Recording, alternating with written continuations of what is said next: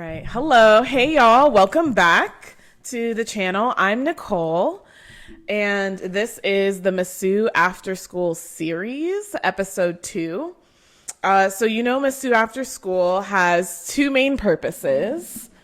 Let's quickly review. The first main purpose is to be a safe after-school environment where members can use art, play, and conversation to learn about progressive subjects such as DEI and activism, environmental justice and sustainability, mindfulness and emotion, intimate relationships, and leadership.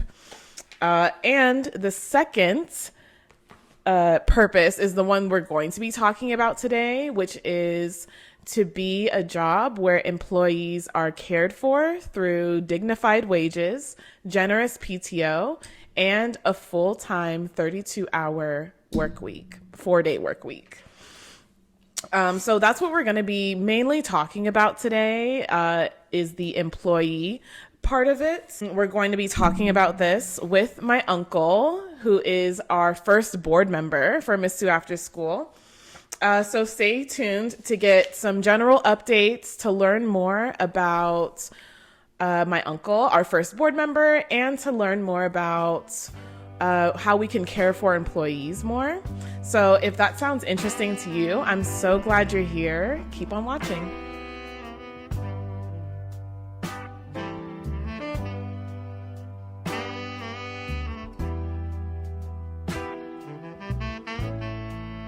So after the last episode, I was I had just found all 3 of my board members. And then after that, I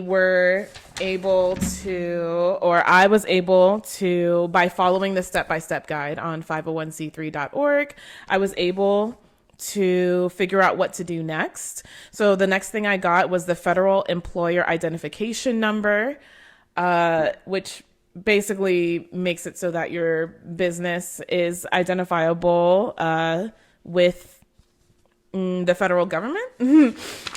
And then the second thing was that we had to file for the Articles of Incorporation in Nevada. That was a little bit trickier, but I was able to find on the Nevada Secretary of State website through Silver Flume a way to get it online. So once we figured that out, it was pretty easy. My uncle really helped me with that. We were able to fill it out. It did end up costing a total of $100 to complete the filing. And so now that I'm filed, we are officially a nonprofit. But I am waiting for the email from the Secretary of State confirming everything, and making sure that everything went through. As far as the 501c3 status, we realized that, especially because it costs hundreds of dollars to file, that we are going to wait until we get our first big donation before we file for that, because that's mainly what it's for tax purposes. If your organization has any sort of income with money, which right now we don't.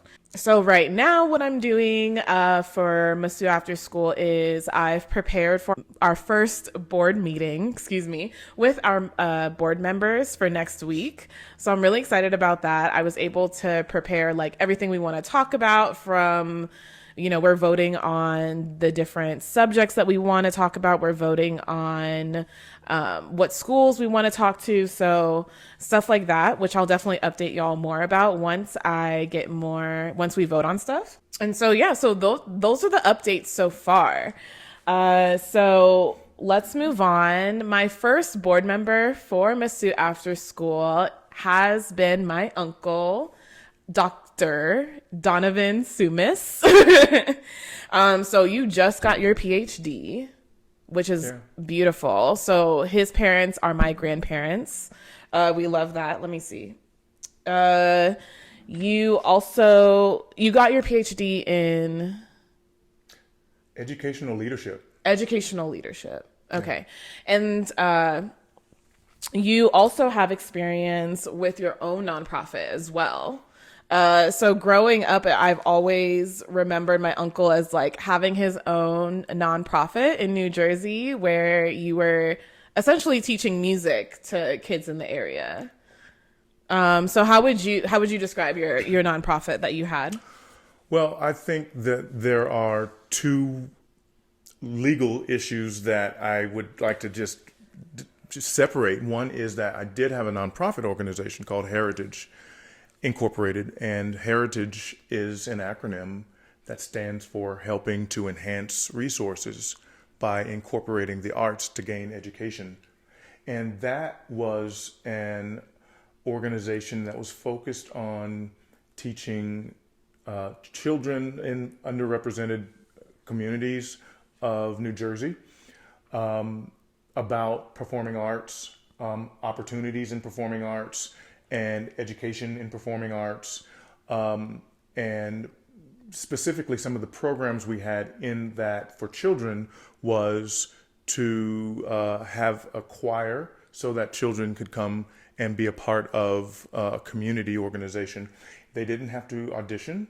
Everyone was accepted. Everyone was allowed to be a part of the organization. And the same thing for the adult component of it. However, there's a flip side of that as well. I did have a profit business that was not the same as the other, but it was a school of music and performing arts that I opened before I established the nonprofit organization. Right. So the for-profit end of the organization, Sumas Heritage School of Music, was my way to offer lessons and opportunities for education for people in the community to become better musicians and musical artists and performers. However, the need for a way to offer programs for children in underrepresented and marginalized communities was not there, because if you want your child to be in the music school, had to pay tuition. But if you wanted your child to be a part of something equally great, but didn't have the income or the funds to do so, they could attend classes and be a part of something in Heritage. So I had a twofold business situation. But the nonprofit organization, I think, is what we're here today to talk about, how that kind of went, how that kind of came about. That was a community outreach that was so successful in terms of so many things, and I could share with you. But Okay. Okay, so we'll definitely get into that a little bit more in detail too. So I did want to specifically talk about one of my purposes for Masou After School.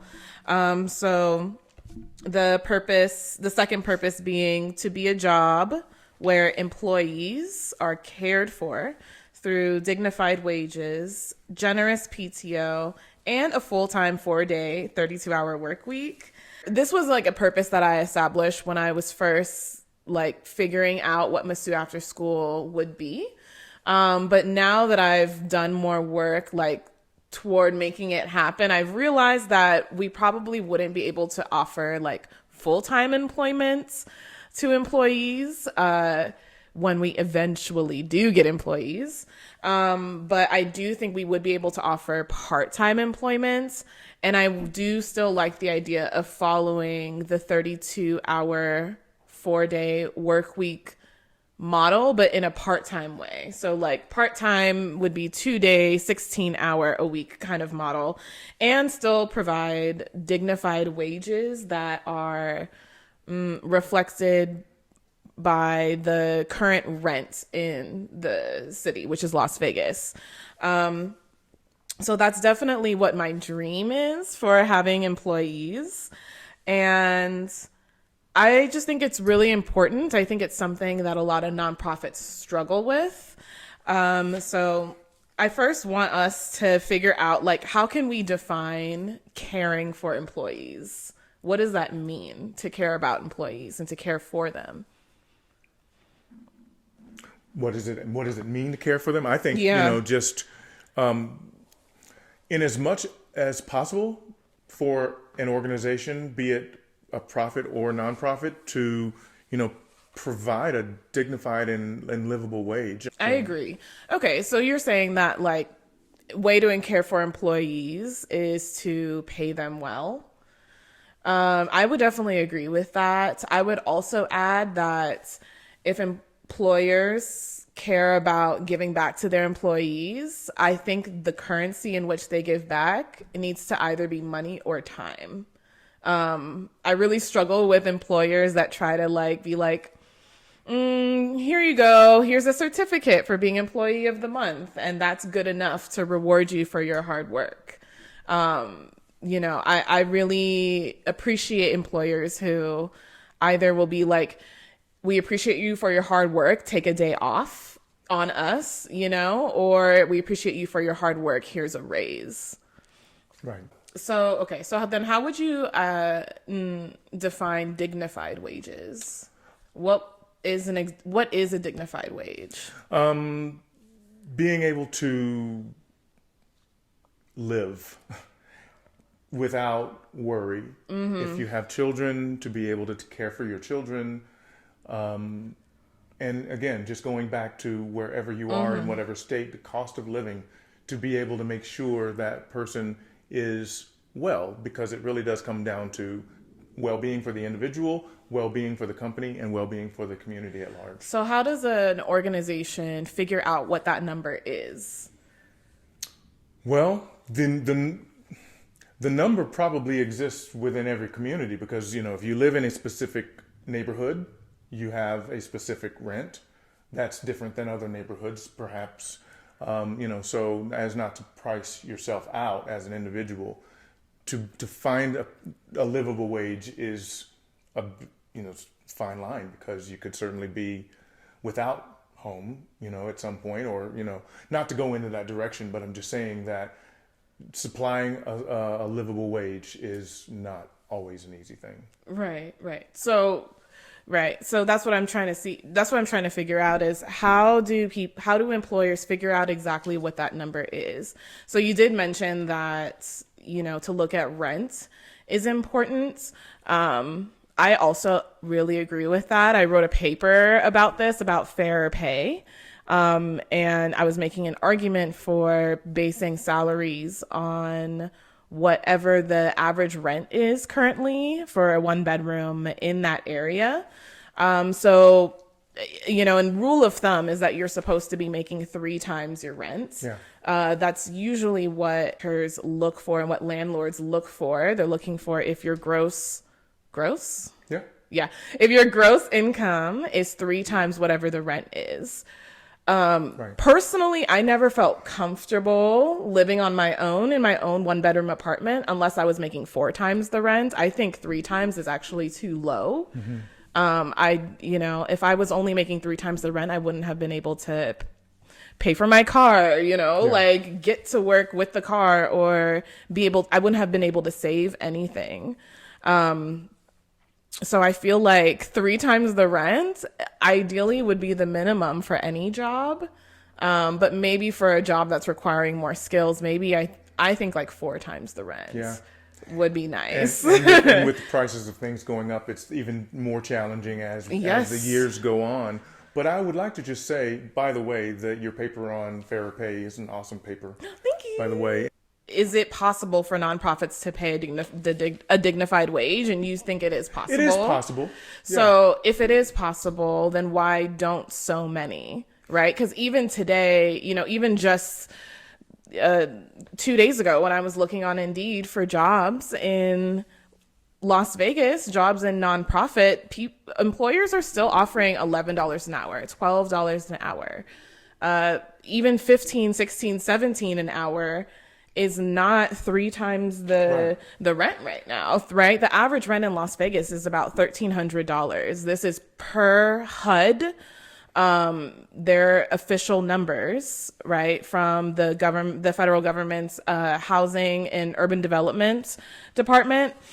And 3 times that rent is about $47,000 a year. That's what, $23 an hour, something like that, and I hardly see that offered unless it's for maybe like a leadership role. Yeah, and in an organization, in a private, or should I say, a nonprofit organization, the challenge is the priority spending for the company is usually on those services that over wages, and Right. as such, many nonprofits rely on volunteers, Right. and and passionate staff members who can carry out the mission rather than paying out a livable wage. Right. So So is there's a it so do you catch-22. think that's worth it then? That to help others, to help, right, to fund services, to help your whoever the clients are, is it more important to help them than it is to pay employees a Right. dignified wage, right? Is it worth harming employees to help the community? Well, I mean, the alternative is to not have the service at all, and then the community really has a gap which Yeah. needs to be met. So, See, and then that's the interesting thing to me because, right, because you said like, oh, we need like impassioned employees, right, essentially who are willing to take a low wage and because they want to help and be of service to whatever the community, whatever mission that they're trying to help. I guess I'm not sure what my question is, but I just think it's interesting that a lot of nonprofits rely on people who are willing to either volunteer their time for free or to, accept a low wage for, full-time work, 40 hours a week, yeah, and so like what's ethical in that regard, yeah, and there is definitely a fine line. Again, it just depends on the organization and the structures within, the guidance of the board, startup ideas, and how it progresses throughout the coming months and years ahead, especially as a new organization. Yeah. So interesting. How many employees did you have? So you said that technically you had the nonprofit, but then you also had the company, the for-profit Yeah. business. So how many employees did you have for each? Well, in the profit business, I had 17 employees at the height of the business. We're having technical difficulties, but we're back. Okay, so the question was, how many employees did you have? So you said that you had 17 for the for-profit company, and then you had one technically for the nonprofit, which was you, the executive director. Yeah. All right. So my next question is, what's something that you did for your employees that you are proud you did as a leader? Well, the first thing, I think there may be a few things, but one is I offered, excuse me, a competitive wage and a salary that for most people in that area was not an option. For example, my teachers, I was able to pay them 20 an hour. And that was between 2000 and 2015. Right. And, for part-time work, that's a livable wage. For New Jersey, may not be the most desirable livable wage, but it is certainly a livable wage. So I think offering a livable wage and also offering educational stipends and encouragement to continue to their education. Educational stipends, like that they could put toward their tuition. Toward their tuition, or to use to explore workshops that were available in the area that interesting. that were of interest to them. Not necessarily something that always curtailed to the job, but something that was interesting to them. Okay. Is there anything you would have done differently for your employees that you would have done differently for your employees as a leader? Well, if I could go back in time, I think I would try as best as possible to hire people on a more full-time basis. Having people in a in an exempt situation, being part-time, is challenging, because you really want people to have benefits and or opportunities for some kinds of insurance. So if there were a way to have been able to do that, but it's very expensive, it's costly for employers to do that. Yeah. Gosh. Yeah, it can be done, but it is costly. Hopefully we can see universal health care in my lifetime. That would be amazing for the United States. Okay, so let's say I want to pay an employee a $50,000 salary. How much would the nonprofit have to have in the bank before hiring? Like, do you know if there's a general rule of thumb? Like, would it be triple that, quadruple that?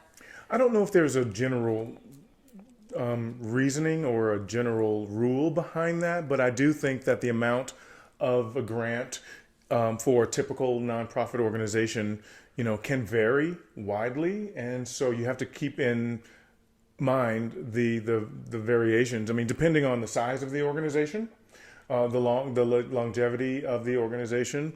Some organizations, are able to have extra funds available when others are not. So it just depends, and the type of grant being applied for. Generally grants for nonprofits range anywhere from $500 to $50,000.